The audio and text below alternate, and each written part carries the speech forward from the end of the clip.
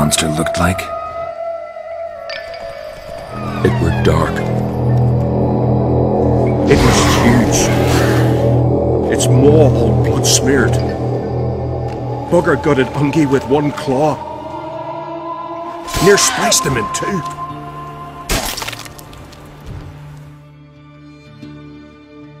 Alright, gentlemen, cat's out of the bag then. GameSpot's Game of the Year 2015 is the wonderful Witcher 3 Wild Hunt. Randy, what do you think? I think this game is probably the most coherent world that I've been in many years. And that's why, for me, this is my personal Game of the Year as well.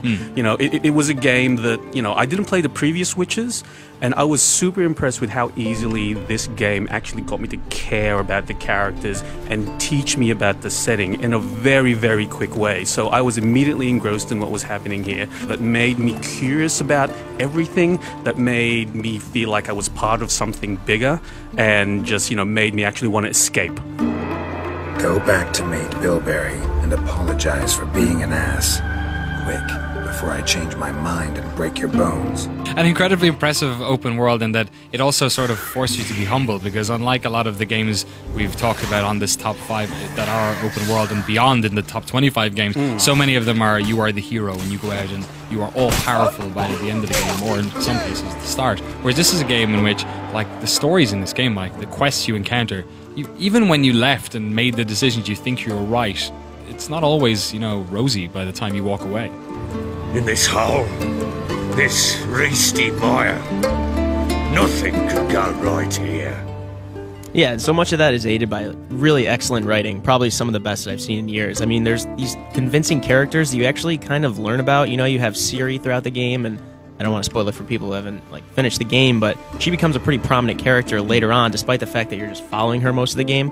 And throughout the game, you're not just playing things for experience or gear, and you're not completing quests just for the progress. Yeah. You're doing it just to see what's going to happen around the next corner. Like, what's going on with this person? What do they want to know? And how can I help them? What moral choices are going to come out of this quest? The quests were fun to explore for the quest's sake, just to find out what was going to happen. Yeah, the journey itself was more interesting to me than the destination. I mean, I loved seeing how the choices I made materialize at the end and what kind of conclusions manifested from them, but really it was just really engrossing, like, quests on the side, but also the main quest itself just kind of pushed you through really well for 90-something hours, however long I played, and I never got sick of it.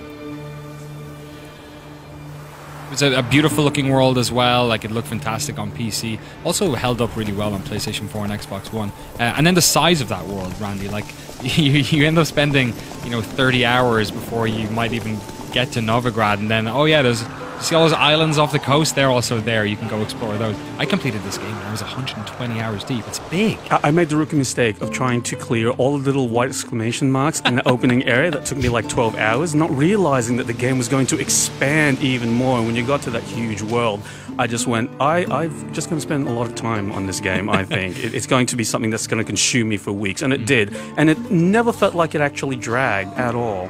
And just to your point, Danny, some of my favorite moments in this game were actually the small ones. I mean, there's a lot of really epic things that happen in this game, but the ones that stick to me are the smaller quests and, you know, some of the small personal moments that happen between Geralt and the whole cast of characters that he comes across. Yeah, fantastic game. In a year full of fantastic games. It was hard picking the top 25. It was certainly difficult picking the top one. But there you have it.